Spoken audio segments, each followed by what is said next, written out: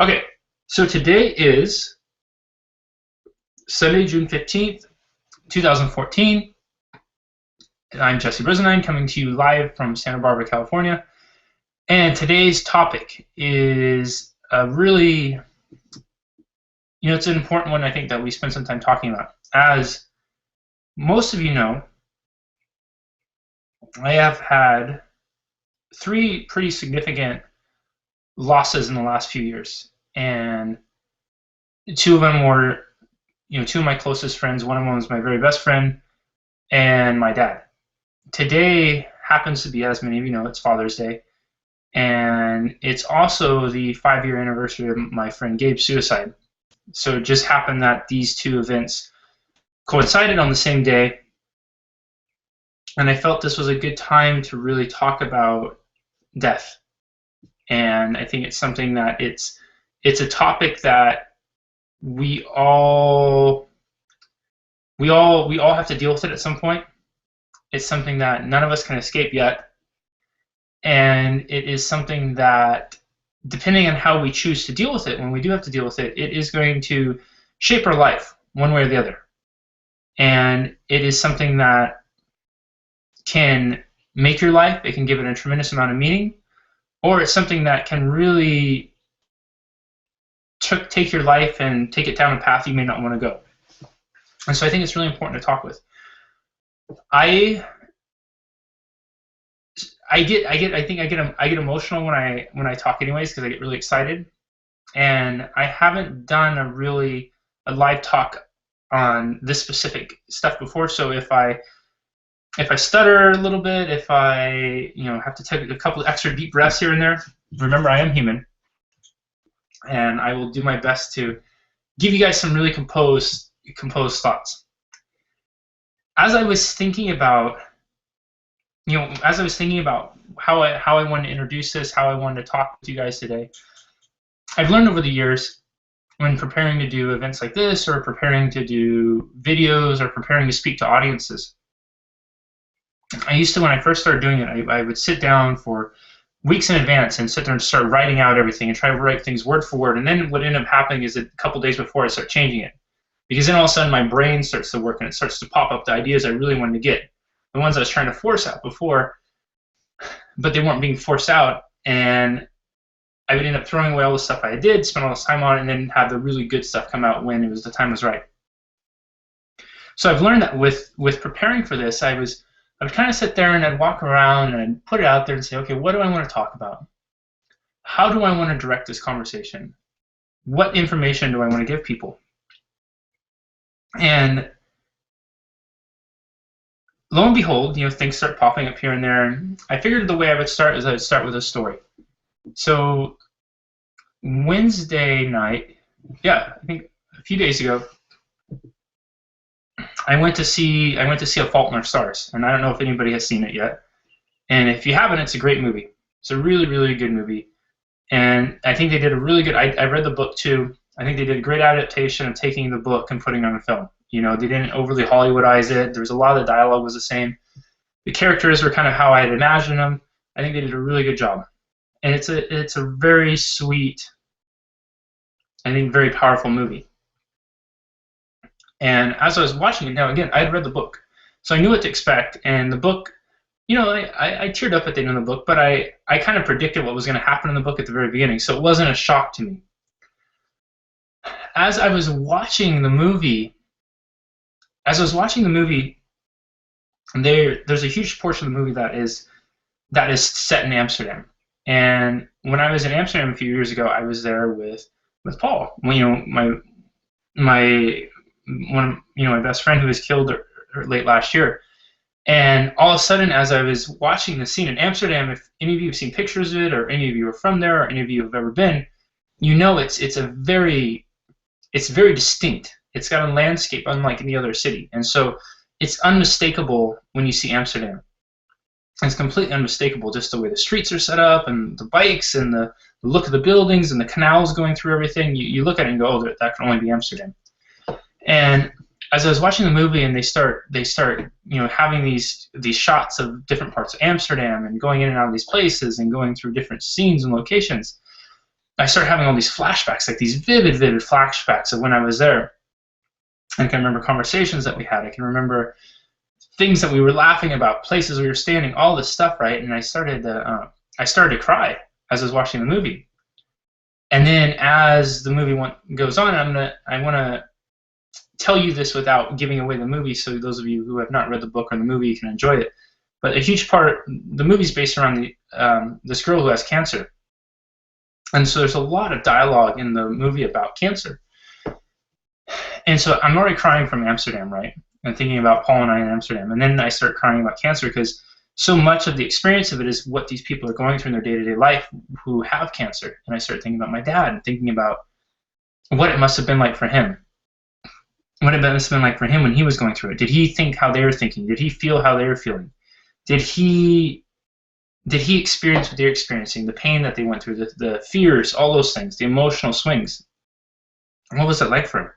So about, I'm 60% of the way through this movie and I'm completely checked out now and I'm in my own head. I'm not really even watching the movie anymore. I'm in Jesse land, sitting there going through my own personal life and reliving these experiences. And I'm crying, and I'm not crying because of what's going on in the movie. I'm crying about what I've experienced in my own life. And I'm sad. I'm sad because I miss these people who I care about. I miss these people that I care about. I miss these people who I love very much. I'm experiencing the sadness in the moment, and then it made me stop and think, and this is the first thing I want to share with you all. That's something that's so important. We all, human beings, we are so emotional, right? We're always experiencing emotion. We are always experiencing emotion. And so in this moment, or moments when I was watching this movie, I'm experiencing this tremendous amount of sadness, okay? We do not have to become our emotions. Just because I'm experiencing sadness does not mean I'm sad, or that I'm a sad person, or that I'm unhappy or anything like that. It just means that I'm experiencing sadness. Okay, and that's a really important distinction, you guys, because when we allow our emotions, when we allow ourselves to become our emotions, that's how we become depressed, that's how we can become sad, that's how we become angry, and all of a sudden they become our identity. We are not that. We are not our emotions. Our emotions are experiences that we have. So we can be sad, but we can still be happy, right? I feel I'm a happy person. I feel I'm all these things. I feel like I'm anything of a person other than sad. But just because I experience sadness doesn't make me sad. Okay, I want to make that really clear. Just because you experience an emotion does not make you that emotion. We have a choice in that. So when we're experiencing emotions, like sadness, we do not have to become them. We do not have to become them. If you are deeply sad, if you are heartbroken and distraught because somebody that you love has passed away, and I get that because I've been there, you do not in any way have to become that emotion. Allow yourself to experience it because it's what you need to do in the moment, but do not become it. Okay, so that's the first little thing I'm going to leave you with today, and that's something really powerful I learned from death, because before that, I was definitely that person that would experience emotions and then become them. I was definitely the person that would take things on, and if I felt sad, I would just start to tell myself, oh, I must be a sad person. No, that's not it at all. That is not it at all. We are not our emotions. They are just experiences or states, right? They're experiences and states. We can choose certain emotions to experience more often.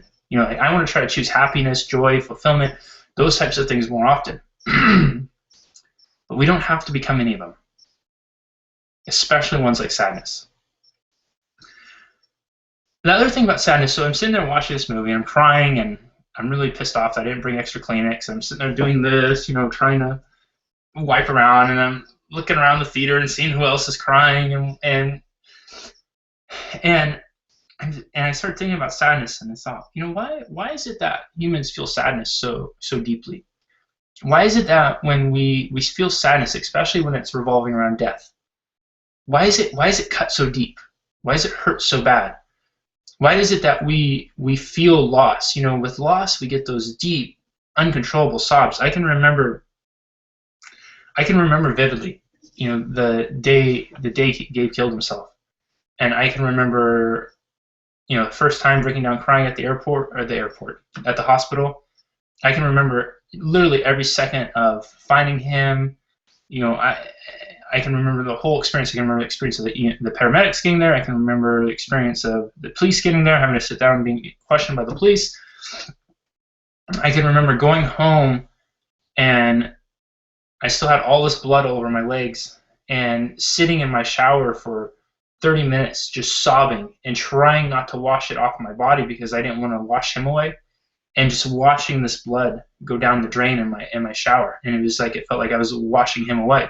And I was just sobbing, and I was sobbing and crying so hard that my head hurt. I mean, I literally felt like my head was compressed and about ready to explode.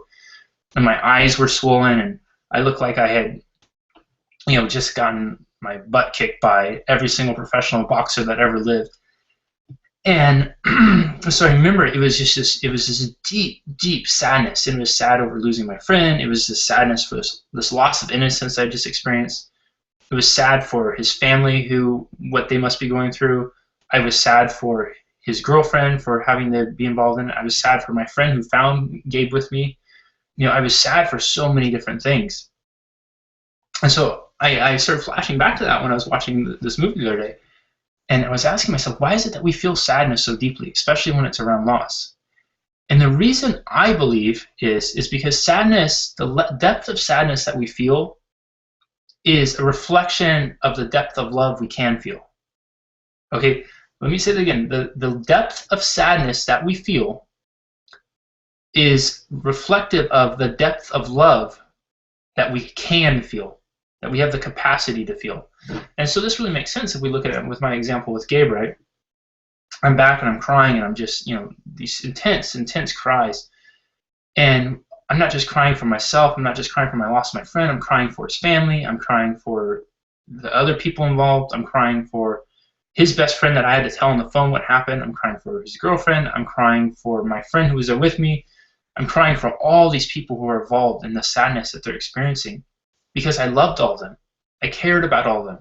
So sadness is really, I think it's a gift in the sense that it can show us the capacity that we have to love. If we can feel so deeply, if we can be so saddened that we can feel so deeply that it hurts that intensely, it only makes sense to me that means that we have the capacity to love that great. Because feeling a loss of love is one of the most painful things in the world, right? If we didn't love, if we didn't care, if we didn't have those kinds of feelings, why would we have anything to ever be sad about? Right? You look at the pictures behind me, and a lot of you guys have seen these pictures before, and I look at them and I love them because I love the memories that come with them. If I didn't love them, I would take them down and throw them away, and I wouldn't give a crap. But if something were to happen to them now, if one of them got torn or beat up or something like that, I would be devastated. I'd be so sad because there's a love attached to those pictures. So when you experience sadness, especially intense sadness, that is something inside of you reminding you, letting you know that you have the capacity to feel love at that equally depth of level. That you can feel love as deep as you can feel sadness, even deeper. Even deeper. So remember that. Sadness is your way of reminding yourself that you have the capacity to feel love at a very deep level. Okay? When thinking about Father's Day, and when I look down here, I just have some notes. I need to give myself a little note thing in case I got too off on tangents. And if any of you guys ever have done Toastmasters or anything like that, you're not supposed to say so when I say it, I hear myself it sounds like there's an alarm clock going off in my head. No. Shouldn't be doing that. Okay, I digress. Anyways, there's this picture I'm going to share later today in honor of Father's Day of my dad and I. And I think I'll type out this little bit I'm going to share with you guys just so it's on there for people who can make the chat. And this picture is of my dad and I at my college graduation. And you can see, and I've posted this picture before, and you can see my dad's face, and he's hugging me, and you can see, and my back's to the camera, and you can see in the picture how proud my dad is of me. And this picture is one of my favorite pictures of my dad and I, and the reason is because looking at the picture, I can see how proud my dad was of me. In that moment, and I can remember this moment very vividly, I was so annoyed and frustrated. And if you look really closely, you can even see that my shoulders are kind of slouched. You can see that I'm not reciprocating or receiving the same amount of love that my dad is trying to put into me, or pride or anything like that. I'm doing the exact opposite. I was hungover, I was tired, I was frustrated, I was annoyed with bickering with my parents. There's all these other things. There's all this stuff right in my head. These little petty incidental things. And I was building them up and sitting there just rolling my eyes about this and had a bad attitude about that. And so when the time comes to have that moment with my dad, I'm not present. I'm not present because I'm so attached to this stuff in my head. I'm so committed to holding on to these little incidental crappy things. And then what does it cost me? It cost me a moment like that with my dad that I'll never have a chance to replicate again, right? Besides the fact that my dad's no longer here, if he was here, I only have one college graduation, right? So that's gone. I would still have the opportunity to do some other things with my dad. Maybe if I got married or I became a father myself, or I did some cool thing and my dad was around, he could be proud of me. I don't have that chance anymore. Right? I don't have that chance anymore. And one of the most significant moments of my adult life that my dad was actually around for, I squandered it because I was so committed to keeping the stuff in my head. I was so committed to keeping that stuff, that little incidental petty crap, keeping it in my head. And so what I hope that you guys take from that, and when you see the picture, I hope that picture serves as a powerful reminder to you as it does to me, is we have to maximize the moments. It sounds cliche, but it really isn't. Because none of us are promised tomorrow. All we really are guaranteed is this moment right now. We could all log off of here and we could go on with our lives, and we could drop dead, we could have a heart attack, a meteor could hit, walk outside, get hit by a car, who knows? We don't know. We can assume it's not going to happen. But know this, when you choose to hold on to that petty stuff, when you choose to let those little incidental things like being hungover, being tired, being annoyed, being frustrated with the he said, she said nonsense that people are going to do, when you choose to put that stuff in your head and hold on to it and make it a part, make it more important than the moment that's going on right now, make it more important than having that experience with somebody special, you risk big time, and you risk what I risked, which was not being able to be present, not being able to give and receive love that I wish I would have been able to in that moment with my dad. And that is something, I've wished so many times that I could go back and take that away, empty that crap out of my head, throw it away, and be able to hold my dad and embrace him that way now. And I can't. And there's a lot of you that still have the opportunity to do that with your parents or with somebody special. So I beg you, empty out that small incidental crap and make the moment count, because those moments are few and far between, and they are something that you don't want to live your life letting that stuff, letting that garbage dictate how you get to feel and experience those special people in your lives. And it will if you allow that stuff to pile up. Okay, so that was number 3. So I'm sitting there, and again, we'll go back to the movie. So I'm watching this movie, and I start thinking about my own experience, right? I start thinking about my own experiences with death, and especially with, the idea of this conversation coming up, and with the death with Gabe and my dad's deaths happening so close to one another. And it was an extremely painful period of my life, easily probably the most painful experiences and time of my life I've ever had to deal with, because it's, there's so much with Gabe. When Gabe happened, it was this huge loss of innocence for me. I never had to deal with anything like that. I never had somebody I was super, super close to die. And to have them die in such a violent way where you're seeing just things that you should never ever see, and that you're experiencing things that, no human being should, I think, have to experience, but yet you're experiencing it because you're seeing your friend, not only seeing and watching your friend die, but it's in this violent, grotesque, and gruesome way. And then right after that was my dad. My dad had gone through colon cancer. He had done chemo. He had done surgery, so he had a 2-year battle with it. He gets a clean bill. He goes in with a checkup with the doctor. The doctor says, Mike, congratulations, you're in complete remission. You have a whole rest of your life ahead of you, and then boom, drops dead. Like that, 2 weeks later. Just dropped dead. So I had these 2 losses that came in. It was such a painful time in my life, and it really put me at this place where I had to decide, well, what am I going to do? I was allowing the pain to consume me. I was becoming the pain. Remember what I talked about with the number 1 thing is when we experience emotions, they're just experiences. We don't have to become them. Well, at the time, I was becoming those emotions. I was becoming that pain, that sadness, that depression, all those things, because I was so tired from all this stuff happening.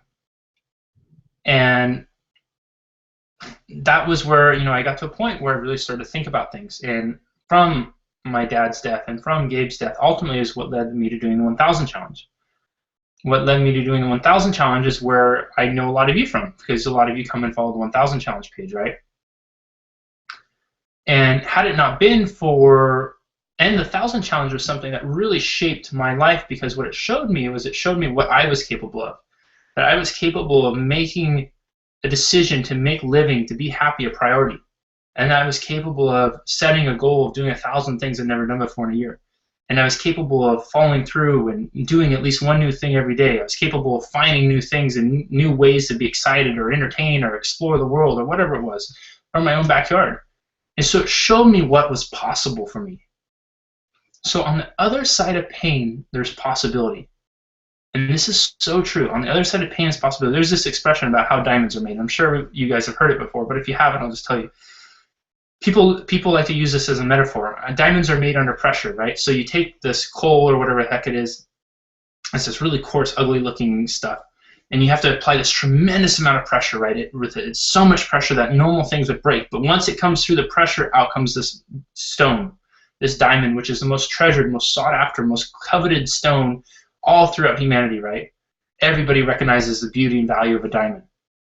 So things come from pressure. Beauty comes from pressure. Diamonds are made from pressure. Diamonds are formed from pressure, and it's the same thing from us. I think on the other side of pain is possibility.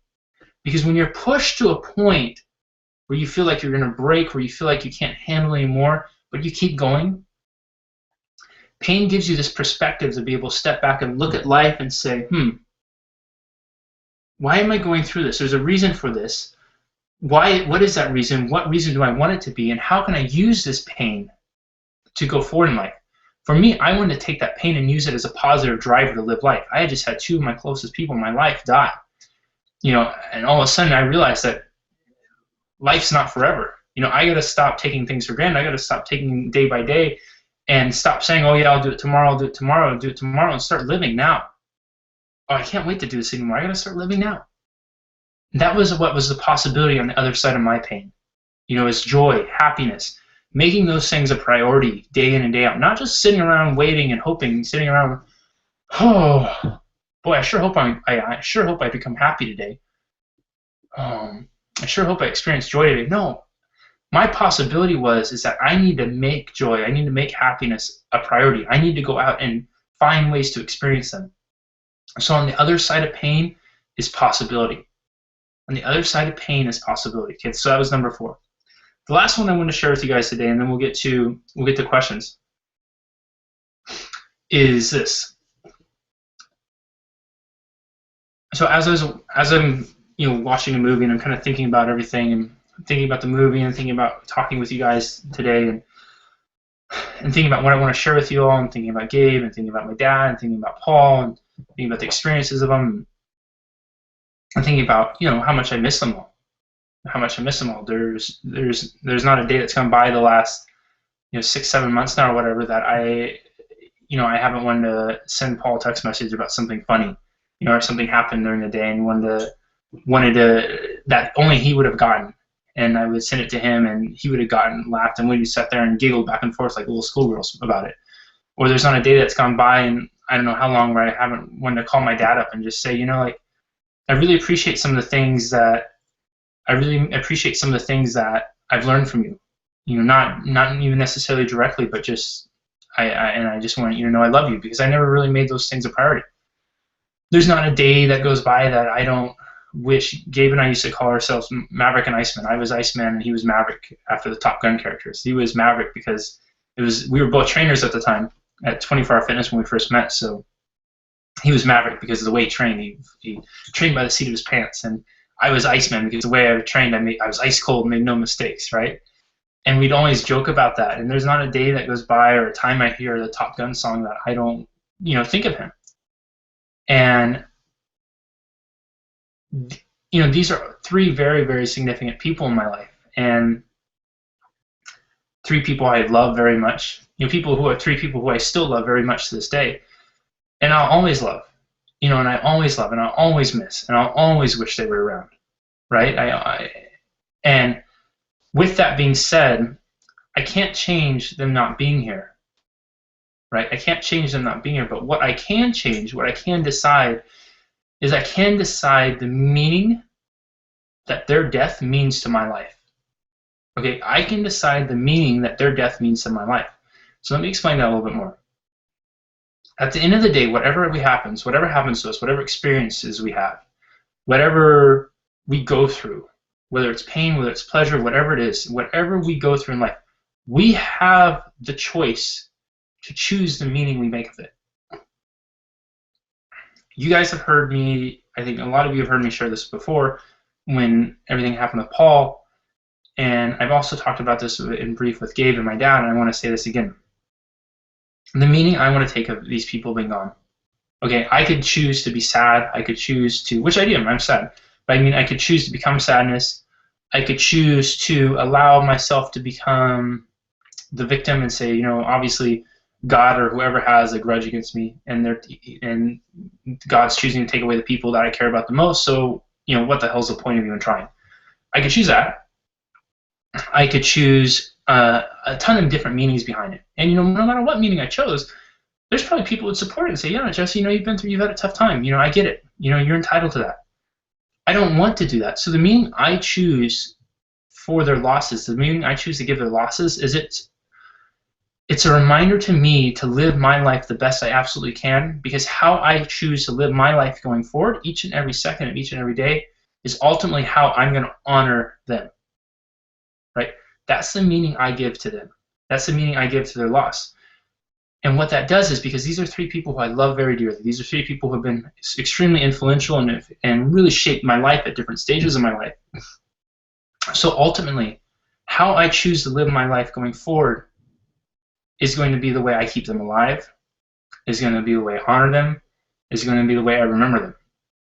So if I go forward with anything less than my best, if I go forward not being who I know I could be, I'm doing them a disservice. I'm doing them a dishonor. And I'm not keeping their memory alive in the way I want to keep it alive. So you guys understand that distinction, right? By me choosing the meaning of that, by me choosing the meaning that how I live my life going forward is how I'm ultimately going to honor them, that's a really beautiful gift I can give myself. Because now everything I do day in and day out, right, the decisions I make, conversations I have with people, how I choose to run my business, how I choose to volunteer my time, if I choose to wake up with a smile on my face, or I choose to wake up and, whoa, there's the alarm clock, God, I don't want to get up, go back to bed, right? Those decisions, every little thing I do is ultimately going to come back to them. It's ultimately going to come back to them because I've chosen that meaning for myself. The last thing I would ever want to do, the last thing I'd ever want to do is to dishonor, devalue people that I love so much. People I love so much, especially people who were, one of my best friends, my very best friend, and my own father. So when we face death, when we lose somebody special from our life, the meaning that we make of that, it's up to us. It's a choice. It's a complete choice. You can use it as a driving force in your life. You can use it as something that drives you and pushes you forward and propels you on to becoming the greatest you, or you can use it as a reason to stay in bed and never get up again. But ask yourself, the people who have left, the people who are gone, what would they want you to do for your life? Would they want you to stay in bed? Would they want you to hide under the covers? Would they want you to live the rest of your life sad and upset? Probably not. Probably not. I know for them, I'll share this. I'll share this story, and then we'll switch the questions. A few years ago, Paul and I had gone to this movie together, and we were watching it. And he knows that I can be a real big crybaby. And, the movie's an awesome movie, and it gets to the end, and there's a really dramatic part, and I'm trying not to start crying. I look over at him to see if he's crying, and he's not. And I was, oh, man, I can't take it any longer, so I start crying. And then I look over at him, and he's crying, and then after the movie, we got up, and he's like, man, I was really trying. What do you mean you're really trying? And he said, well, I was trying to make it until you win. And he goes, once I saw that you were crying, I knew it was okay for me to. And it was a really, really funny moment, and we were laughing at it. And I share that with you all because when I was in the movie the other day crying my eyes out, I knew for a fact that my friends, that Paul, that Gabe, my dad, they'd all want me to cry. They'd all want me to be sad about them. Because they would be sad about me too. They'd all want me to remember them, to experience those emotions about them. But they would never want me to become that sadness. Right? They would want me to live my life the best and the absolute most wonderful way possible. But they'd also want me to experience those different emotions. They'd want me to feel sad. They'd want me to feel remorse. They'd want me to miss them. Right? And I'd want them to do the same thing. But they wouldn't ever want me to miss them or feel sad in the context, in a way where I would be taking away from the happiness and joy I could experience in my life. So remember that. You choose the meaning that you have.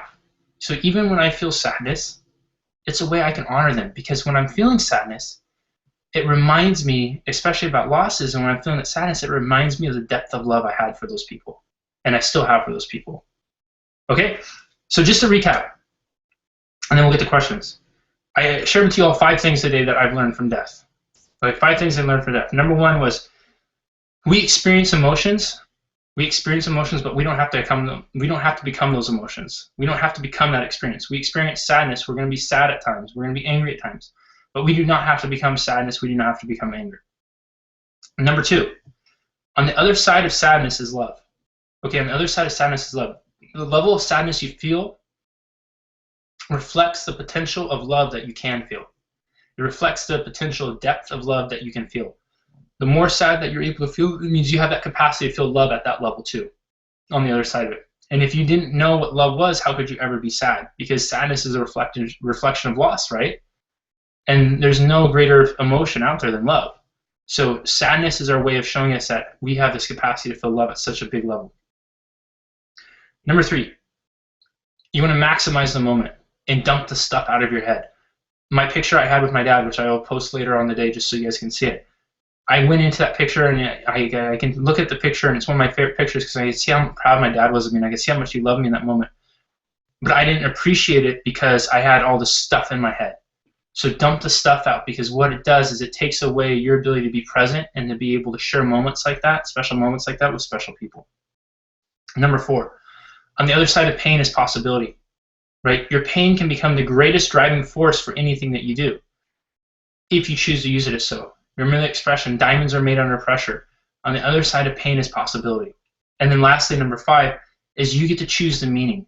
When you experience loss in life, when you experience death, which you are all going to, and I'm sure many of you already have, you get to decide the meaning you give to it. And for me, what I've done is I've chosen the meaning of how I'm going to live my life going forward is ultimately how I'm going to honor the people who I love the most who have gone. And so by choosing that meaning, what it does is it gives me the ultimate accountability system to make sure I live my life the best I absolutely possibly can. Because everything I do is going to be a reflection on how I choose to honor them. Okay, yes, thank you so much for being patient and holding off everything. I know there's just a tiny bit of delay, so I'm going to take a sip of water while you guys start typing in your questions. So question time. And I know I ran a little bit long, so we'll run an extra few minutes with questions today.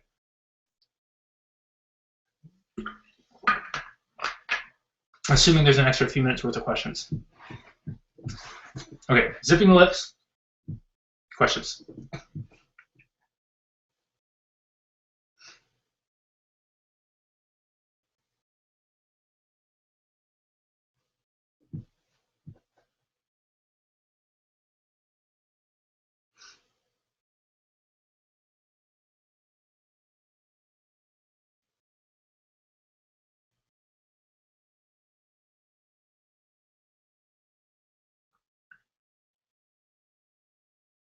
This is that awkward moment in the show where because of the delay, I sit here, look at the ceiling, and wait, and then all of a sudden all the questions start flooding in at once.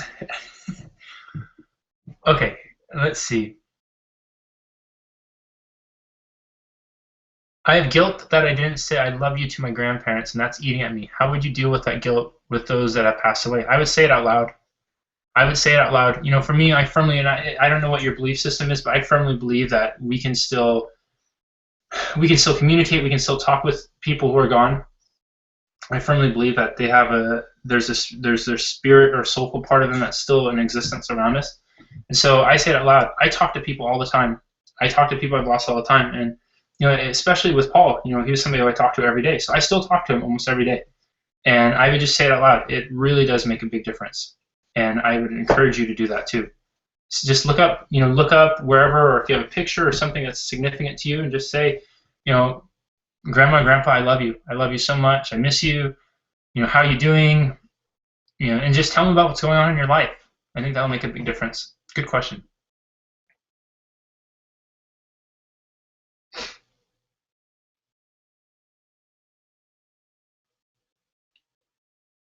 My father passed away 3 years ago, and I chose to not go to his grave because I want to remember him in times we had. Is this wrong to not go to the gravesite? No, not at all. Not at all. I think all that stuff is going to be personal. It's personal for everybody else. Something about my dad. So when Gabe killed himself, obviously it was this date 5 years ago. I went through a really, really hard time after that, because when there's the fallout of that, where I never had dealt with that. I had a really close group of friends. All the friendships kind of struggled. I had always been the leader of the group, and people were having a hard time relating to me. My girlfriend who I was with at the time, we ended up breaking up, and there's just all this stuff. And so instead of going home at Christmas time to visit my family, I went on a trip to the Dominican Republic because I felt like I just need to get away. I need to be by myself. I need to clear my head. And I thought to myself, oh, I'm always going to have this time to go back to see my dad. Of course, my parents, and of course he ends up dropping dead a couple weeks later. So when I got home, I went to the funeral home and I saw my dad laid out there, and it was the first time I'd seen my dad in 2 years. And he was cold, and his skin was different, and in a lot of ways I regret making that decision, because one of my last memories I have of physically seeing my dad is that. And it's not a memory that I necessarily want to have. Now I give it a different meaning now, so I can use it for something more positive. And so I share that with you because, I don't think you need to do that at all. Remember your dad the way you want to remember him, and you don't necessarily want to remember him as something in the ground. You can talk to your dad, you can speak to your dad without having to go to a gravesite or anything like that. So yeah, if you don't want to go, don't go. Still feeling guilt. I never got to see my dad before he died. I did not immediately travel to South America when he had a stroke. He passed away before I got there. I'm sure he forgives you, and I would ask yourself, would he want you to forgive yourself for not going? Would he want you to carry that guilt around? And my question, my guess is if you're sharing that right now, that probably not. So ask yourself that. What would your dad want for you? Would he want you to carry that guilt around? And again, remember the meaning that we give to something. When you live your life now going forward, do you want to live your life and your experience with your dad with guilt, or do you want to live it in a way of where you're honoring him? And think about that by releasing the guilt.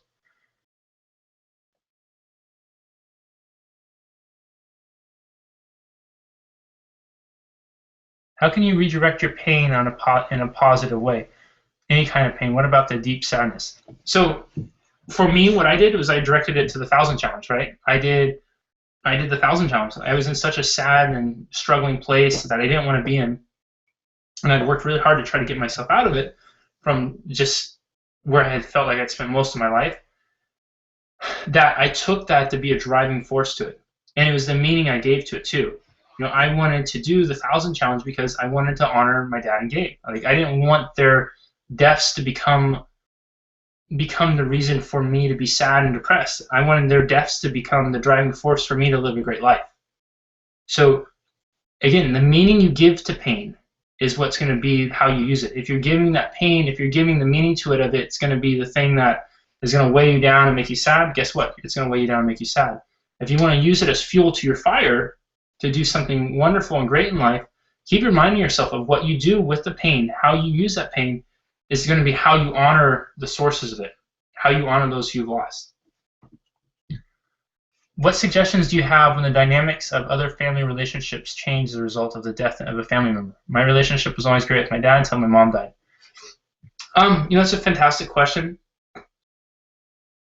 and I definitely dealt with dynamics changing in friendships and families and everything afterwards. And what you really have to come back to is you have to come back to love. Your dad is going to be experiencing a loss in a completely different way than you are, and everybody experiences loss differently, and so we can't leverage our expectations we have on ourselves onto other people as much as we'd like to. As much as we'd all wish that everybody grieves the same way so we could all be on the same page, it doesn't work that way.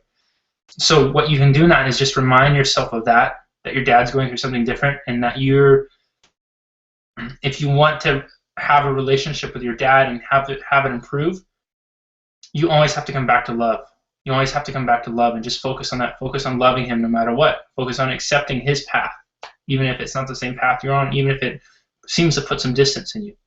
And just love him the best you absolutely can. And the more you come back to love, the more you're going to be able to, have a better relationship like this. Make sense? I'm glad you asked that question. It's a really important one. When you have a shared death experience and you're ready to celebrate that person, stop mourning, but someone else is not ready to move on. They act like I don't care anymore. I do. That's their stuff. That's totally their stuff. That is totally their stuff. You guys, and I can tell you this too, especially with everything that's happened with Paul, right? Obviously, it's a very public thing, and I've had people. I cannot tell you guys how many people I've had email me, write messages, write these really nasty things to me, saying, "How can you be happy right now when this has happened?" These are people who have no idea. They don't know him. All they've ever seen is him in a movie or something like that, and so they have this idea of who he is or whatnot. They have no business even saying that. Especially, they have the nerve to tell me how I should feel. Right? They should have the nerve to tell me how I should feel. That's their stuff. And I'm sorry.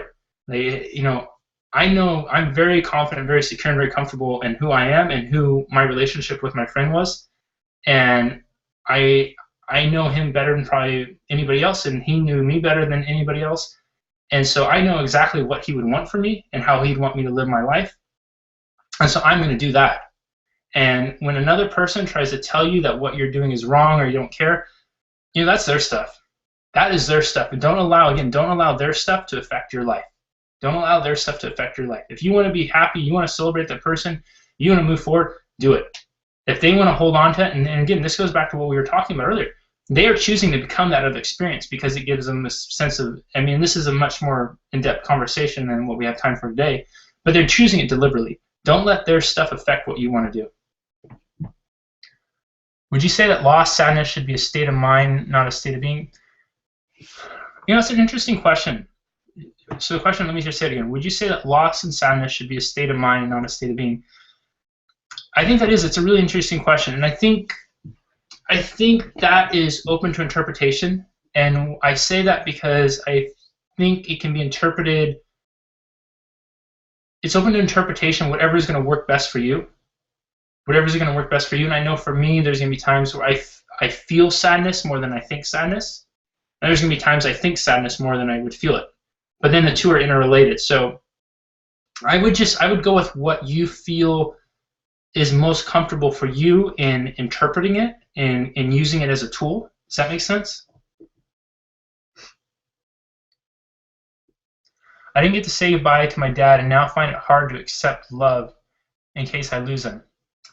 So here's something that's really important, and this is, and I understand where you're coming from, because I was definitely more so like this after Gabe and my dad, and this is something I still struggle with a little bit after Paul.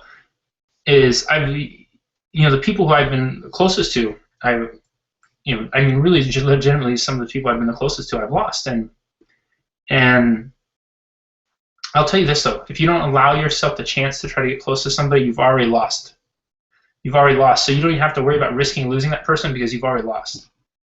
And because then that means you miss out on the smiles, the giggles, the laughs, the joy, the love. And my question to you is this. If you can experience just an amazing amount of love and joy and giggles and happiness and everything, and you could only do it for a few weeks, but you knew you'd have to give it away, would you do that? Would you take the opportunity to experience that? I know I would. I know I would, because I know how great that stuff is when it's there. I know how great those giggles, those fun times, those laughing until you hurts, those times where you can just have that trust with somebody or love somebody. So you think about things in that term, because if you don't open yourself up to accepting love from other people, then you've already lost. You've already lost. So you don't need to worry about losing them, because you never had them. You've already lost out on it. Make sense? Really good question. You guys have some awesome questions today, by the way. It is not to say that you don't normally have awesome questions, but really, really powerful questions. And so I appreciate you all coming up with them. And those of you who are just leaving general comments, I appreciate the feedback and I appreciate what you guys are saying. I'm just not necessarily reading them out loud because I want to make sure we get to the questions and stuff. And so if you guys just have general comments, please feel free to leave them, or feedback from me. I really appreciate it. I'm just trying to get as many questions in as we can, just because we're on a time schedule. And I know not everybody's going to spend all Sunday here, especially some of you. It's pretty late at night. You probably want to go to bed. It is very hard to change the meaning of hard experiences. What is the best way to go about it? You have to decide on what you want. I mean, it really is. I know it's easier said than done, but you have to decide what you want, what meaning you want to give something, and then you just have to keep focusing on that. And there's going to be times you're going to lapse. There's going to be times where it's not going to go well, but it's like the more you do it, the more it's going to happen. The more you do it, the more going to happen. Think of it as a seed. And by planting that seed, the seed's only going to grow if you water it and take care of it every day. It's not going to grow if you just dump some water on it one day and sit back and wait, right? The meaning is the same thing. The meaning is that seed that you want to make. But for it to grow, you have to keep watering and nurturing it. Even if you're not necessarily seeing and feeling results right away, you have to keep doing that. Because the more and more you do it, the more and more that seed is growing underground. Even if you can't see it, it's growing as long as you are engaged in the process of nurturing it. Eventually, something's going to sprout. Okay, nothing ever sprouts if you're not consistently taking care of it. Make sense? My aunt was diagnosed with a terminal brain tumor. She was given 2 years to live. I'm trying to be positive for her, but I'm finding it really hard. All I can think about is losing her. Any advice? Great question. I would ask your aunt. Ask your aunt. You have the gift of her still being here. Ask her how she wants you to be. Ask her how she wants you to live your life. Ask her what she would want for you going forward. Ask her how you can best support her. That's what I would do. You have a really amazing gift with the person still being there, so utilize that gift.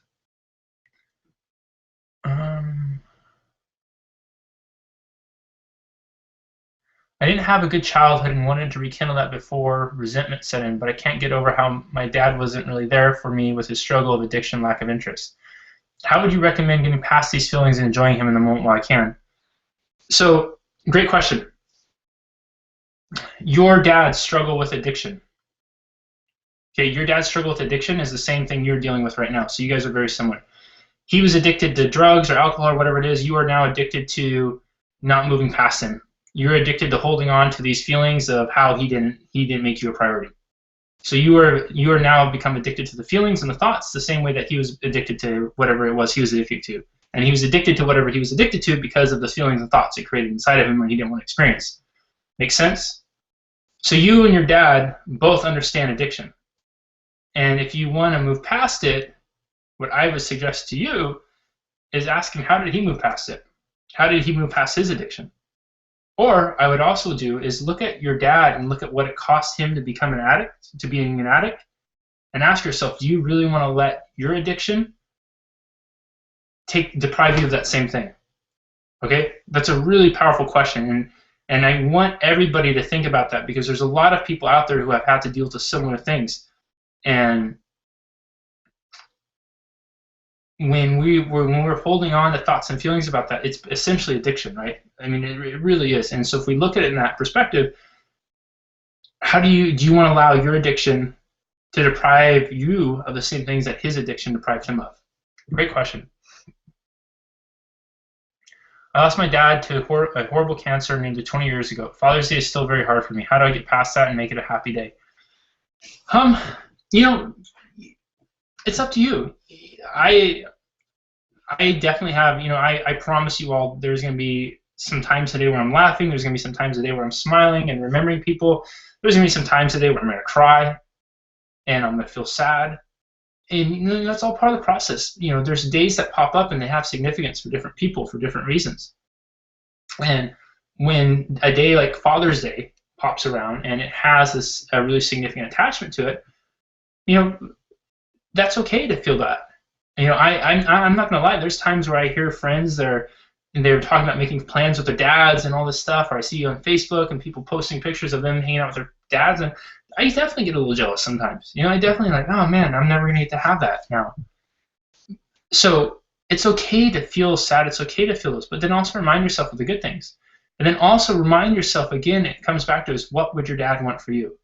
What would your dad want you to do today? If you could do absolutely anything at all, what would he want you to do? And then make it a point to do that. Okay? Great question.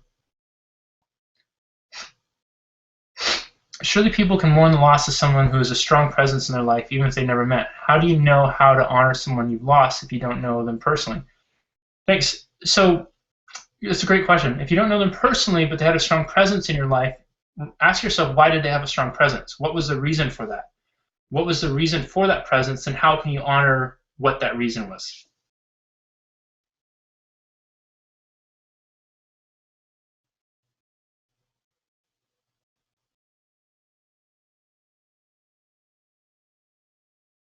Because I'm just reading through comments and stuff, so I'm trying to decide which ones are comments and which ones are questions.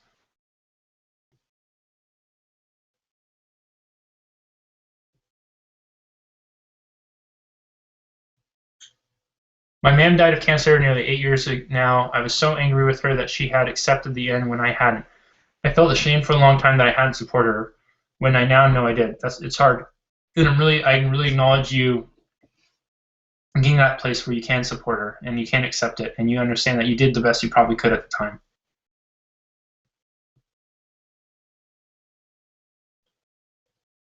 My town was completely flooded a month ago. A lot of people died, and one of my friends also died. I'm trying to deal with it by doing his things, but sometimes I feel it's just not enough.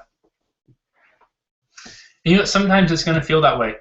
Sometimes it's going to feel that way. You're dealing with a loss that is very fresh and very new, and especially something like that where it's such an unexpected and traumatic event, and it's not only you that's dealing with it, but it sounds like there's going to be a lot of people around you who are going to be dealing with something as horrible as that. And my heart goes out to you, and my heart goes out to the people of your town for having to go through and experience something like that. So think of it this way: is you doing all the things that he'd want you to do, that is an amazing gift that you're giving yourself, and it's an amazing way of honoring him and honoring others who have been lost. And what it's going to do is, as time goes forward, people are going to look to you as a leader of how to overcome. When there's a large group of people that experience a significant tragedy, and everybody's around each other and everybody's feeling sad, it can be really consuming. So they need a light to shine through to help them find their way. So remind yourself that not only is what you're doing helping you, but it's also going to become a beacon of light for others around you. And it's just also going to take time. It's also going to take time, but the fact that you're making it a point and making it a priority now to do that is going to allow you to heal, and heal completely in a much healthier and more rapid way than people that aren't. So I really, really, I really respect you doing that. What if you cannot control the pain of losing someone? You can. You can. So when you say something that you cannot, then you're right. You're going to feel like you cannot, because you are giving your power and your ability away to somebody else. It may feel like you can't at times. It may feel like you can at times, but we absolutely can. There's none of this stuff that's out of our realm of control, right? We have the full capability. We have all the resources we need to control it. And with that being said, when we're dealing with loss, there's going to be some times where you don't need to control it. You just need to let yourself feel. There's times where I've cried so hard and so uncontrollably, and the last thing I want to do is to try to control it or hold it back. I just want to let it go, because the more by allowing yourself to feel that pain and not controlling it, it's like taking a bottle of something. If I were to take this bottle of water and I turn it upside down, and if I were to unscrew the cap just a little bit, well, a little bit of water is going to trickle out, and I'm trying to control the flow of it. Guess what? It's not all getting out of there, which means it's still going to be inside. But if I take the cap out and just allow it to pour out, guess what? It's going to get out of here a lot faster. And for us to process emotions, for us to move forward, sometimes we just got to get that stuff out as fast as we can. We've got to allow ourselves to feel it. Because in doing that and allowing ourselves that emotional release, it's going to give us a place where we can start to really heal. And then we can control how sad we want to feel, or we can control the meaning we give to something. So we can decide if we're going to allow this pain to become us, or we're going to choose something to use the pain for. Does that make sense? A really good question.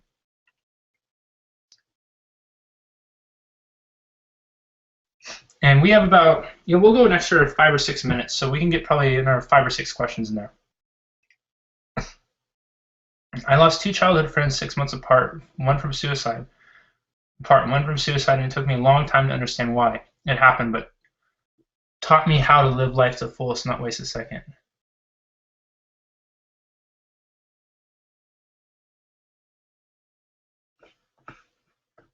Okay, we have, and you guys who are, again, writing the comments, I'm reading them all, and I really appreciate the feedback and the kind words.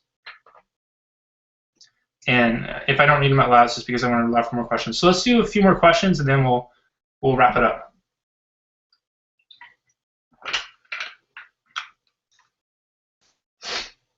Do you believe in reincarnation? I would like to come back to life as a cat.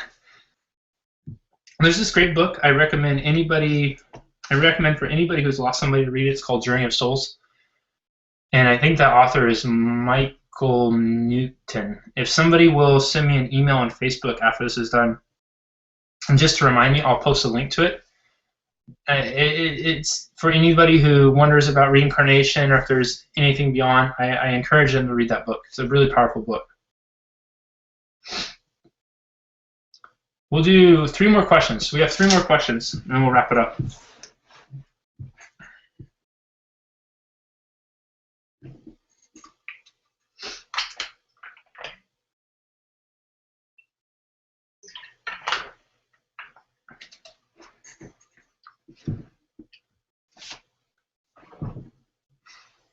So while you guys anybody's typing the last final questions, I just want to share this with you. So a few months ago, when we did one of these chats, I offered people who were on there opportunity to do a 30-minute session with me free of charge, and a lot of you took advantage of that. So I want to extend the same offer this time with a couple of caveats. 1, this is available to those of you who have not met with me before. Okay, so I want this to be for people who have not taken advantage of one of these opportunities before, because I don't want everybody to just be taking up time from other people who could really use it. I have a super limited amount of time I can get people in for this. So I want this to be new people who haven't done it before. 2, I want this to be specifically for people who are dealing with loss, who have lost somebody, who would like a little bit more help on it, would like to talk with me about how they can move past it, okay? And I want you to know this is a really safe space to share. So those are the 2 caveats. And then lastly, this is only available for 2 hours. So you have to take action. You have to make this happen right away. I will put a link on the video, or you can go to my website and go to the coaching section, fill out the application. You have to fill out the coaching application first. In the application, you need to mention that you're taking advantage of the YouTube chat that we just had, and then fill it out. It is a little after 8:30 now Pacific time, so you'll have the next 2 hours up till 10:30 a.m. Pacific time to get your submissions in. Any submission that comes in after that is not going to be eligible for this, okay? And it looks like there are a couple more questions. Do you think loss changes your perspective on life? It can, if you allow it. I know it definitely did for me, and I'm really grateful. If I hadn't lost my dad, I probably wouldn't look at the picture the same way, and I probably wouldn't treasure moments in the way I treasure them now. And I'm super grateful for that. But it doesn't have to. It definitely doesn't have to. That's going to be something you decide. Loss isn't this thing that's going to come in and hold a gun to your head and say, hey, you have to change your perspective. You have to look at it this way. We do that. We do that. So if we decide to look at things a different way, if we decide to see the world a different way, if we decide to treat people differently, that's our decision.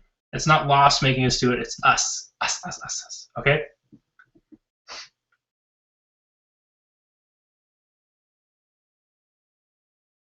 All right, last question. Do you feel we hang on to the sadness because we feel if we aren't sad, we are forgetting them? Yeah, I think for some people, that's definitely probably the reason they do it. And that's probably what they'll justify to themselves for it. You know, sadness is a way to keep things alive. I've definitely done that in the past. You know, in my, for those of you who have read my book, I think I talk about that in there. Is a huge reason that I was allowing myself to feel so sad for the loss of the relationship was because I wanted to keep the idea of the relationship alive. Even though if I knew it wasn't probably the best relationship for me to be in, I wanted to keep the idea of it alive. The idea that somebody loved me, the idea that I was lovable, that I was capable of being in a relationship. And yeah, so I think some people will definitely do that. Okay, guys, this was an awesome group. You guys had some amazing, amazing questions today. Thank you so much for those of you who have made time in your day to spend it with me. Thank you so much for those of you who had to get up early or stay up late or whatever it was to spend the time here. I encourage you all to share this video with your friends, with your family, with somebody else you know who's going through loss. If you think this would be an effective resource tip for them, please pass it on to them. I'll post it up on Facebook later so you can do that. I'll also send it out in a newsletter next week with some more follow-up comments and thoughts on it. So if you're not subscribed to my newsletter list, please make sure you do so you can get that. But yeah, I encourage you to pass this on to other people. Let them use this as a resource. And then also, you guys have 2 hours. So if you think it'd benefit you, if you haven't met with me before, and you're wanting to work on a loss specifically, you know, take advantage. I'll post a link on the YouTube page right afterwards and on Facebook as well. You'll have until, let's say it's 8:40, so we'll have until 10:45 a.m. Pacific time to fill out the application, send it in. And otherwise, you guys, for those of you who are fathers, you know, have an amazing day. For those of you who are going out and celebrating a Father's Day, you know, make it a really special one. And remember, you know, moments, we're not guaranteed tomorrow. We're not even guaranteed 5 minutes from now. So the moments that you're going to spend with the special people today, make them matter. Make them count. Be present. Dump the stuff out. Be present. Give love. Receive love. And you know, enjoy it. Enjoy it because you don't know if you'll be able to enjoy it again. Okay? You guys, thank you so much for being here. Again, you're a super awesome group. I really, really appreciate it. And I look forward to doing this again next month. Okay? I'll talk to you guys later. Bye-bye.